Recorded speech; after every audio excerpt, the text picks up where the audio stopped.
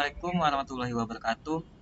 Salam sejahtera. Kami dari kelompok 10 yang beranggotakan Wahyu Widodo dengan NIM 5212 422004 dan saya sendiri Emil Reza Pratama dengan NIM 5212 422007 dan yang terakhir itu Joshua Simantupang dengan NIM 5213 122013. Baik, di video kali ini kami akan membahas tentang prinsip siklus kerja pada mesin untuk memenuhi tugas rekayasa ide. Pengertian yang pertama itu, pada mesin 4 tak adalah langkah kerja dari sebuah mesin pada kendaraan baik itu truk, mobil, motor, dan lain-lain. Mesin yang menggunakan tipe 4 tak mengharuskan melakukan pergerakan jauh lebih banyak, yaitu 4 langkah piston bila dibandingkan dengan mesin 2 tak. Akan tetapi, pembakaran mesin 4 tak jauh lebih bersih bila dibandingkan dengan pembakaran mesin yang menggunakan tipe 2 tak.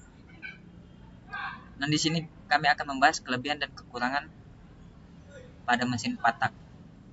Yang pertama itu kelebihan mesin 4 tak yaitu memiliki kelebihannya konsumsi bahan bakar lebih irit. Hal tersebut dikarenakan proses kompresi yang membutuhkan waktu yang lebih banyak sehingga penggunaan bahan bakar menjadi jauh lebih sedikit. Oleh karena itu, konsumsi bahan bakar yang dihasilkan oleh mesin 4 langkah menjadi jauh lebih irit bila dibandingkan dengan mesin 2 langkah yang konsumsi bahan bakarnya lebih boros karena memiliki langkah kompresi yang jauh lebih sedikit. Untuk kelebihan mesin 4 tak selanjutnya ialah terdapat pada bagian daya tahan mesin yang jauh lebih kuat. Hal tersebut dikarenakan oleh proses pembakaran yang dilakukan mesin 4 langkah itu jauh lebih bersih dan panas yang dihasilkan oleh blok mesin 4 langkah pun juga akan jauh lebih dingin bila dibandingkan dengan mesin 2 langkah. Dan hal itu pula yang akan menjadikan mesin 4 langkah menjadi lebih tahan lama pada saat digunakan. Selain itu, keunggulan mesin 4 tak pada motor selanjutnya ialah putaran mesin atau RPM-nya masih dapat ditingkatkan dengan lebih mudah. Biasanya itu banyak orang yang melakukan hal ini untuk perlombaan balap motor atau kompetisi. Dan keunggulan utamanya dari mesin 4 tak ialah ramah lingkungan. Hal tersebut dikarenakan oleh pembakaran yang dilakukan mesin ini jauh lebih bersih, sehingga sisa bahan bakar yang dibuang juga tidak terlalu banyak ataupun kotor seperti mesin 2 tak. Nah, di sini kita akan membahas kekurangan pada mesin 4 tak. Di balik kelebihan mesin 4 tak pasti terdapat sebuah kekurangan. Adapun kekurangan mesin 4 tak itu sendiri diantaranya adalah respon yang dihasilkan mesin kurang cepat bila dibandingkan dengan mesin 2 tak. Hal tersebut dikarenakan oleh proses pembakaran yang dilakukan oleh mesin 4 tak itu jauh lebih banyak bila dibandingkan dengan mesin 2 tak yang hanya membutuhkan proses pembakaran 2 langkah saja. Kelemahan mesin 4 tak ini yang selanjutnya ialah terdapat pada daya mesin yang dihasilkan. Daya mesin 4 tak langkah itu cenderung lebih kecil bila dibandingkan dengan mesin 2 tak. Bagi pengguna mesin 4 tak, ketika ia ingin menyamai daya yang dihasilkan oleh mesin 2 tak, maka mesin tersebut harus diperbesar volume silindernya. Dengan demikian, daya yang dihasilkan oleh mesin 4 tak akan lebih besar atau sama dengan mesin 2 tak. Nah, di sini yang selanjutnya itu kita akan membahas prinsip kerja motor bensin 4 tak. Sekarang ini hampir semua motor sport sudah dibekali bensin 4 tak. Pada mesin 4 tak ini terdapat beberapa konstruksi yang terdiri atas katup hisap, katup buang, silinder, torak, cincin torak, kemudian batang torak, terus poros engkol, dan roda penerus. Di dalam motor bensin 4 tak, ada rangkaian proses kerja agar mesin dapat menghasilkan tenaga gerak. Seperti dikutip dalam buku Teknisi Otodidak Sepeda Motor, yaitu karya Marsudi, MT. Dijelaskan ketika katup hisap membuka, maka campuran udara dan bensin akan masuk ke dalam silinder melalui saluran katup hisap. campuran udara dan bensin itu kemudian dimampatkan atau dikompresi dengan torak yang bergerak ke titik mati atas atau yang biasa disebut dengan TMA dan dibakar. Selanjutnya itu gas panas hasil pembakaran yang mempunyai temperatur dan tekanan tinggi itu mendorong torak ke titik mati bawah atau yang disebut dengan TMB. Gerak torak diteruskan oleh batang torak ke poros engkol untuk diubah menjadi gerak berputar. Ketika katup buang membuka selanjutnya, gas panas setelah mendorong torak hingga ke TMB, dapat disimpulkan bahwa terdapat 4 proses kerja mesin bensin, yaitu langkah menghisap, langkah kompresi, kemudian langkah menyalurkan hasil pembakaran, dan yang terakhir itu langkah buang gas. Dalam satu proses kerja disebut siklus. Jadi dari 4 langkah itu bisa kita sebut prosesnya itu siklus kerja pada mesin 4 tak. Jadi di siklus kerja pada motor bensin ini terdiri dari 4 proses, yang mana masing-masing proses kerja dilakukan oleh langkah torak penuh. Karena satu siklus motor bensin terdiri dari 4 langkah torak, maka motor bensin itu disebut motor bensin 4 langkah atau 4 tak.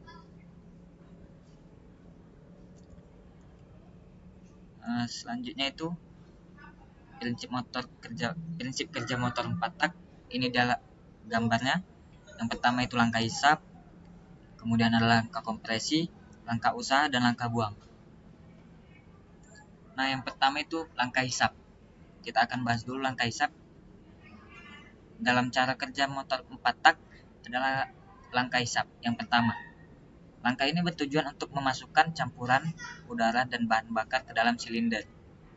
Langkah hisap ini juga disebut dengan intake stroke. Pada saat mesin mengalami langkah ini, maka yang terjadi yaitu yang pertama, katup hisap terbuka dan katup buang tertutup. Kemudian itu piston bergerak turun dari TMA atau titik mati atas menuju ke TMB, titik mati bawah. Dan yang terakhir itu campuran udara dari bahan bakar akan masuk ke dalam ruang bakar dalam silinder. Nah, yang kedua itu langkah kompresi atau compression. Langkah selanjutnya setelah langkah hisap adalah langkah kompresi. Langkah ini bertujuan agar tekanan dari campuran dan bahan bakar meningkat, sehingga akan lebih mudah terbakar dan tenaga yang dihasilkan dapat lebih besar atau maksimal. Pada langkah kompresi yang terjadi yaitu yang pertama kedua katup atau katup yang kita sebut tadi katup hisap dan katup buang dalam keadaan menutup. Kemudian piston bergerak naik dari TMB ke TMA. Kalau yang tadi kan di langkah hisap pertama itu piston dia bergerak dari TMA ke TMB. Kalau di langkah kompresi ini piston berkebalikan dari langkah TMB ke TMA. Kemudian selanjutnya campuran udara dan bahan bakar ditekan atau dimampatkan sehingga tekanannya naik.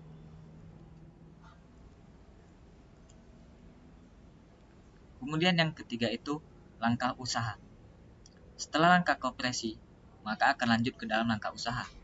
Langkah ini merupakan langkah yang akan menghasilkan energi untuk menggerakkan kendaraan. Pada langkah ini yang terjadi yaitu kedua katup dalam keadaan menutup seperti langkah kompresi tadi. Kemudian busi atau spark plug memercikkan bunga api. Setelah itu akan terjadi ledakan yang membuat piston bergerak turun dari TMA ke TMB. Selanjutnya itu langkah yang keempat, yaitu langkah buang. Setelah melakukan langkah usaha, maka selanjutnya akan melakukan langkah buang. Langkah ini bertujuan membuang sisa-sisa gas hasil pembakaran. Dalam langkah ini yang terjadi, yaitu katup hisap menutup dan katup buang membuka. Jadi katup hisap yang menutup itu agar dia tidak bisa mengambil apa lagi. Sedangkan katup buang itu dia yang membuka untuk membersihkan sisa-sisa pembakaran dari busi tadi. Nah, kemudian piston bergerak naik dari TMB ke TMA. Selanjutnya, gas buang sisa hasil pembakaran akan keluar dan dibuang melalui knalpot. Sekian dari saya. Mungkin untuk materi selanjutnya akan dibacakan oleh Wahyu Widodo. Baik, saya Wahyu Widodo dengan NIM 5212422004. Di sini saya akan melanjutkan presentasi dari M. Reja Pratama yang mana dengan judul Prinsip Kerja Siklus pada Mesin. Baik, di sini sudah terlihat terdapat perbedaan sistem kerja motor 2 tak dan motor 4 tak. Yang pertama itu prinsip kerja mesin 4 tak. Langkah hisapnya terjadi ketika katup inlet terbuka, piston bergerak dari titik mati atas atau TMA ke titik mati bawah atau TMB. Hal ini menyebabkan tekanan di ruang bakar menjadi vakum sehingga penyebab udaranya bisa masuk ke dalam ruang bakar. Selanjutnya, langkah kompresi terjadi ketika katup inlet tertutup. Piston bergerak dari titik mati bawah atau TMB ke titik mati atas atau TMA. Proses ini menyebabkan campuran udara dan bahan bakar dimampatkan sehingga temperatur meningkat. Akibatnya tekanan ini yang meningkat. Selanjutnya ini langkah usaha. Langkah usaha ini terjadi setelah busi memantik api untuk membakar campuran udara dan bahan bakar sehingga terjadi ledakan di ruang bakar. Hal ini menyebabkan piston bergerak dari titik mati atas atau TMA ke titik mati bawah atau TMB. Selanjutnya di sini ada langkah buang. Langkah buang ini terjadi ketika katup outlet terbuka, piston bergerak dari titik mati bawah atau TMB ketika titik mati atas atau TMA. Hal ini menyebabkan gas hasil pembakaran dibuang melewati katup outlet menuju saluran exhaust. Selanjutnya, di sini ada prinsip kerja mesin 2 tak. Yang pertama itu langkah hisap. Langkah hisap dan kompres terjadi ketika piston bergerak dari titik mati bawah atau TMB ke titik mati atas atau TMA. Campuran udara dan bahan bakar masuk ke poros engkol dan dimampatkan pada langkah kompresi. Kedua tahap ini terjadi dalam satu langkah. Yang kedua itu langkah usaha. Langkah usaha dan buang terjadi ketika piston bergerak dari titik mati atas atau TMA ke titik mati bawah atau TMB. Pembakaran terjadi akibat busi yang memantik campuran udara dan bahan bakar dan hasil pembakarannya langsung terbuang melalui katup outlet. Keduanya tahap ini juga terjadi dalam satu langkah. Sini sudah dapat terlihat pada gambarnya ini, sudah dapat terlihat jelas. Langkah selanjutnya ini mesin 2 tak dan 4 tak juga memiliki kelebihan dan kekurangan. Pada mesin 2 tak, proses pembakaran tidak terjadi secara sempurna, sehingga tingkat emisi yang dihasilkan masih tinggi. Proses pembakarannya yang terjadi hanya 2 langkah. Penyebabnya itu konsumen bahan bakar menjadi lebih tinggi. Yang pengguna oli di samping pada proses pembakaran menyebabkan asap keluar melalui exhaust oli samping, berfungsi untuk melumas komponen pada silinder mesin. Mesin yang 2 tak juga memiliki beberapa kelebihan dibandingkan dengan motor 4 tak. Di antaranya adalah akselerasi motor lebih kencang. Akibatnya tenaga yang dihasilkan lebih tinggi, yaitu 1,5 sampai 2 kali tenaga dari mesin 4 tak. Yang untuk kekurangan motor 4 tak adalah akselerasinya yang dihasilkan lebih rendah dan konstruksinya mesin yang lebih rumit. Namun kelebihan dan mesin 4 tak adalah lebih irit bahan bakar dan emisi yang menghasilkan lebih sedikit. Saat ini produsen kendaraan lebih cenderung memproduksi kendaraan bermotor dengan jenis mesin 4 tak. Tingginya tingkat populasi saat ini juga menjadi faktor memiliki kendaraan yang lebih ramah lingkungan. Selain itu, faktor penting lainnya yaitu pengguna bahan bakar yang lebih irit. Selanjutnya ini sudah dapat dilihat gambarnya. Ini mekanisme katup OHV dan OHC, pengertiannya, cara kerja dan komponen. Mekanis katup mesin pembakaran dalam 4 tak memiliki 4 fase, yang harus ditempuh untuk menghasilkan output berupa putaran flywheel. 4 fase tersebut meliputi langkah hisap, langkah kompres, langkah usaha, dan langkah buang. Selanjutnya, ketika berada pada langkah hisap dan buang, maka ruang bakar harus berinteraksi dengan volume luar, karena terdapat proses pemasukan udara dan pembuangan gas sisa.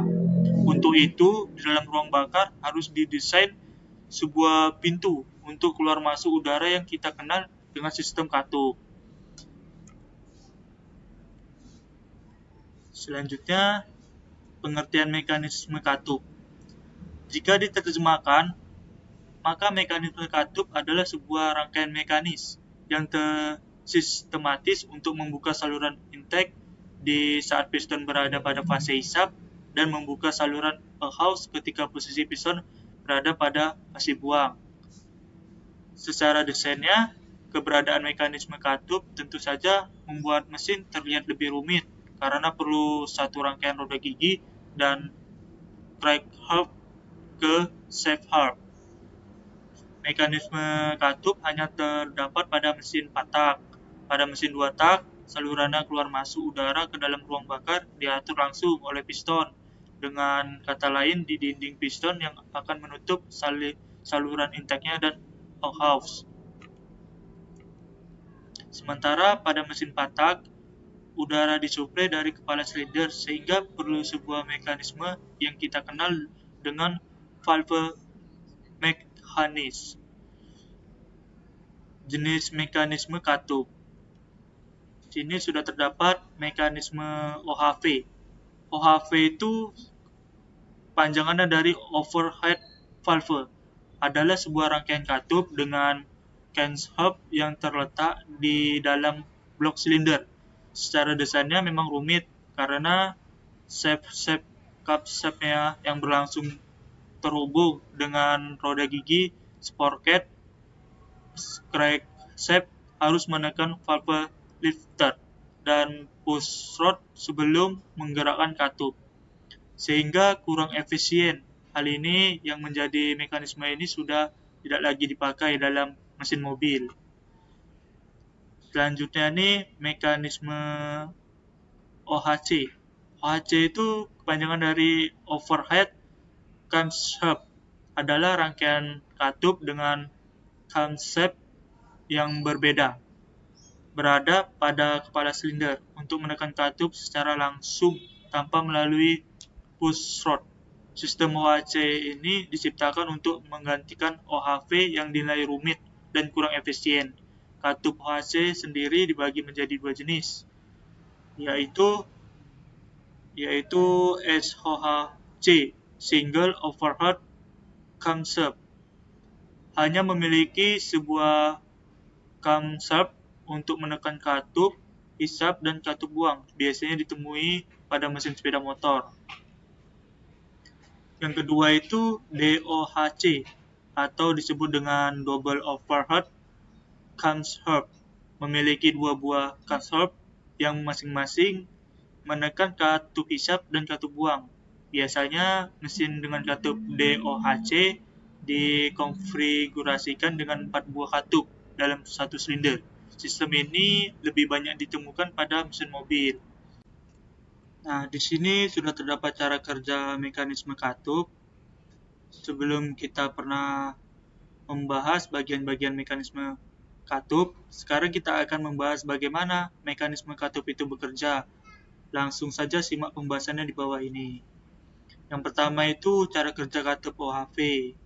Saat poros engkol berputar, gigi sprocket pada crankshaft akan memutar gigi sprocket. Akibatnya poros nok ikut berputar selama poros engkol berputar. Yang kedua itu putaran poros nok akan memutar cam atau tonjokan. Ketika tonjokan tersebut menyentuh valve lifter, maka valve lifter akan terangkat. Yang ketiga itu ada pushrod, akan menghubungkan gerakan valve lifter ke rocket arm. Yang keempat, akibatnya terjadi efek ayunan. Jika ujung roket arm terangkat, maka ujung lainnya akan menekan katup. Yang selanjutnya, saat katup tertekan roket arm, maka katup akan terbuka. Selanjutnya ini ketika tekanan dari roket arm usai, pegas katup akan mengembalikan posisi katup ke semula. Di sini sudah ada cara kerja katup OHC. Pada katup OHC juga prinsipnya sama. Ketika poros engkol berputar, maka poros nok ikut berputar. Tapi karena poros nok terletak di kepala silinder, maka yang diperlukan sebuah brad atau scan untuk menghubungkan putaran kedua poros. Saat poros nok berputar, maka tonjolan akan langsung menekan rocket arm. Dan ketika tonjolan tersebut berputar, maka pegas katup akan mengembalikan posisi valve ke semula. Yang kedua ini, pada beberapa tipe, biasanya OHC dilengkapi dengan rocket arm yang terletak di antara valve dan cam. Fungsinya sebagai pengatur celah katup dengan metode HLH atau disebut dengan hydraulic lash adjuster. Selanjutnya, mekanisme katup akan bekerja secara otomatis selama mesin poros engkol berputar. Letak posisi hubungan camshaft dengan camshaft juga tidak sembarangan. Biasanya akan penempatannya timing khusus yang bertujuan untuk menghindari temeng misset. Saat timing katup tidak sesuai, maka katup akan membuka tidak pada saatnya. Akibatnya, bukan hanya mesin yang tidak bisa hidup, tapi komponen mekanisme katup juga berpotensi rusak. Jumlah mata gigi poros nok 2 kali lebih banyak dibandingkan jumlah mata gigi poros engkol.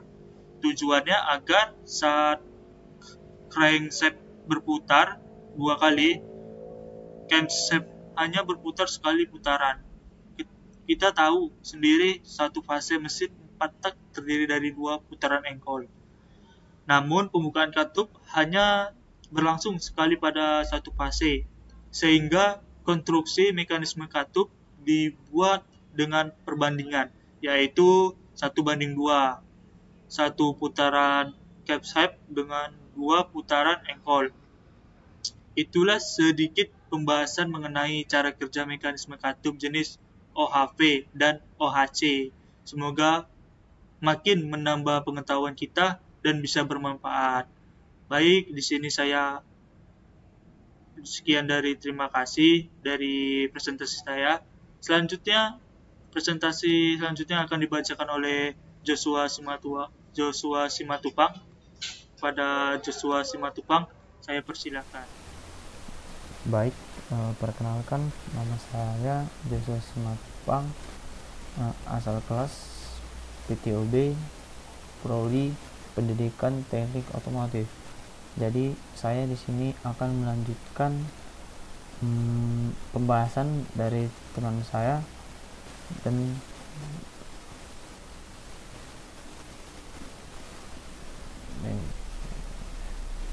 judulnya fungsi mekanisme katup beserta komponennya. Fungsi mekanisme katup menjadi bagian penting dalam sistem mesin mobil saat ini. Perputaran udara di dalam mesin dapat berjalan lancar dengan mekanisme katup. Namun, mekanisme katup tidak hanya bekerja sebagai satu kesatuan, sebuah bagian mesin mobil saja. Ada berbagai komponen di dalamnya yang saling bekerja sama satu sama lain. Seluruh informasi yang diberikan di bawah ini penting untuk auto family pahami. Oleh karena itu, simak penjelasan selengkapnya. Fungsi mekanisme katup. Pada dasarnya, katup di dalam mesin mobil tidak hanya berguna sebagai pintu yang membuka dan menutup saluran udara. Katup ini juga didesain agar tidak mengalami kebocoran waktu tingkat tekanan kompresi terhitung tinggi. Ada 2 fungsi mekanisme katup, yaitu mengatur pembukaan katup sesuai dengan campuran udara dan bahan bakar ke ruang bakar. Membuka saluran intake agar udara mampu masuk ke dalam mesin ketika mencapai langkah hisap. Membuka saluran exhaust supaya gas sisa pembakaran mampu keluar dari mesin ketika mencapai langkah buang. 3. Fungsi mekanisme katup menjadi bagian penting dalam sistem mesin mobil saat ini. Perputaran udara di dalam mesin dapat berjalan lancar dengan mekanisme katup. Namun, mekanisme katup tidak hanya bekerja sebagai satu kesatuan, sebuah bagian mesin mobil saja. Ada berbagai komponen di dalamnya yang saling bekerja sama satu sama lain. Seluruh informasi yang diberikan di bawah ini penting untuk auto-family pahami.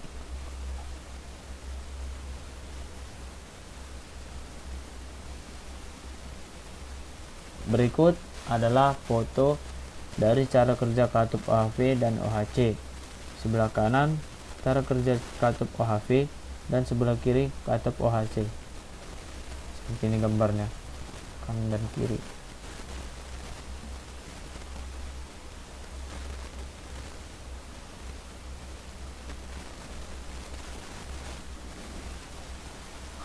Komponen mekanisme katup. Dengan adanya dua jenis mekanisme katup, komponen di dalamnya pun berbeda pula.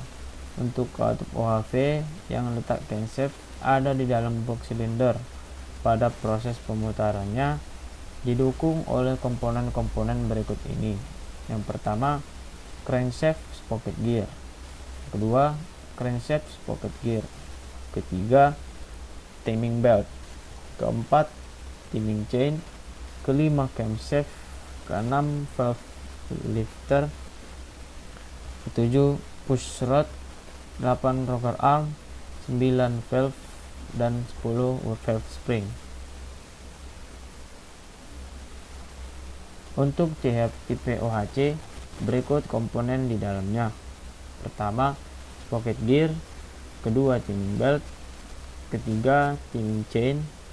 Keempat, tensioner. Kelima, timing chain guide. Keenam, camshaft. Ketujuh, rocker arm. 8, valve dan spring. Selanjutnya, tipe mekanisme katup yang akan kita bahas adalah OHV, SOHC, dan DOHC.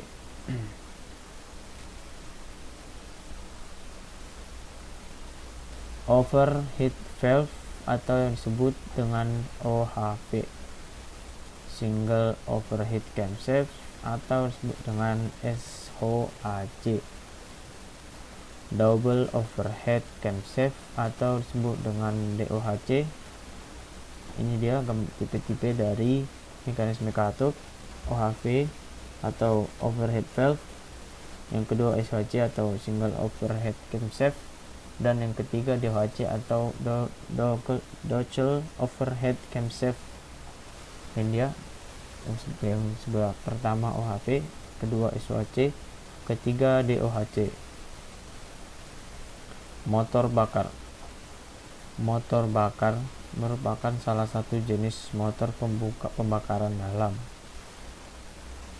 yang sering disebut dengan internal combustion engine atau ICE, yaitu di mana bahan bakar dan udara dicampurkan dan dihisap ke ruang bakar, kemudian mengalami proses pembakaran akibat percikan bunga api dari busi, di mana panas yang dihasilkan dari pembakaran tersebutlah yang menjadi sumber tenaga mekanik untuk menggerakkan kendaraan tersebut. Selain mesin pembakaran dalam, ada juga mesin pembakaran luar yang disebut sebagai external combustion engine atau ECE, di mana bahan bakar terjadi di luar, di mana untuk proses pembakaran diperlukan mesin tersendiri dan panas dari hasil pembakaran tidak langsung diubah menjadi tenaga gerak, tetapi terlebih dulu melalui media penghantar. Setelah itu baru diubah menjadi energi mekanik. Sumber dari Rahmat Nur Hidayat 2013. Lanjut.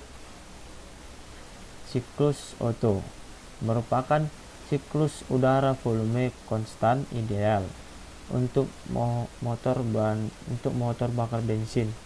Proses siklus Otto sebagai berikut.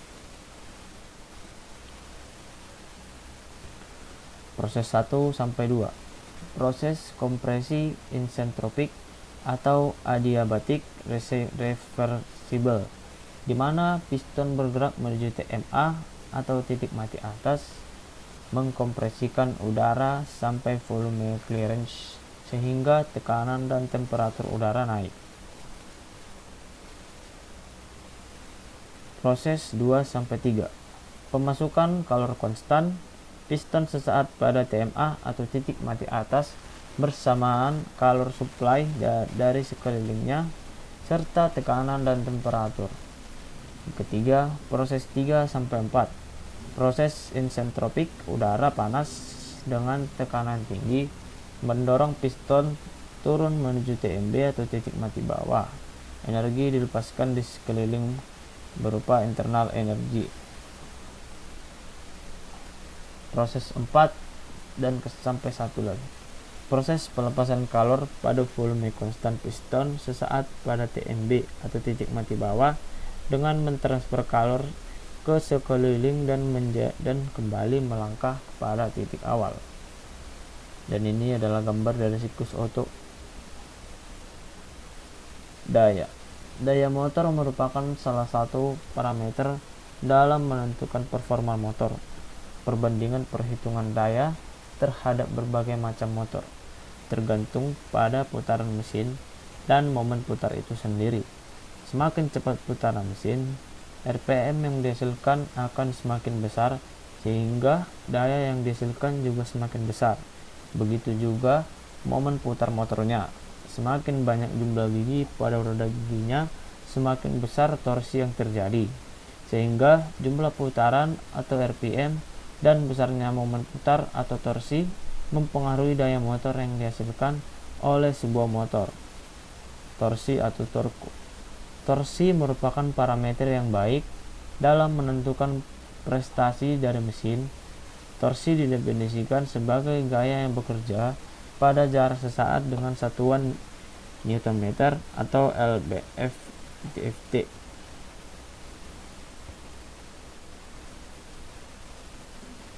Angka oktan atau octane number. Angka oktan adalah suatu nilai yang menunjukkan sifat anti ketukan atau detonasi. Dengan arti kata lain, makin tinggi angka oktan, maka dapat mengurangi terjadinya detonasi atau knocking. Berkurangnya intensitas untuk berdetonasi menyebabkan campuran antara bahan bakar dan udara yang dikompresikan oleh torak menjadi lebih baik, sehingga performa motor akan lebih tinggi dan bahan bakar menjadi lebih efisien dalam penggunaannya.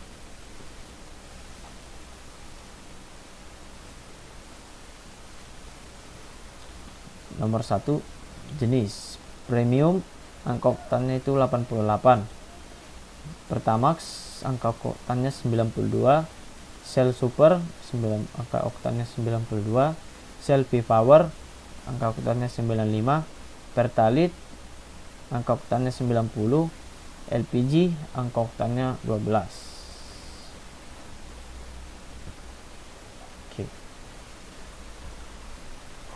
Oke teman-teman, terima kasih.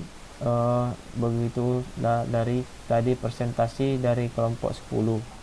Jadi apabila ada salah-salah kata dari kami, kiranya mohon dimaafkan dan salam.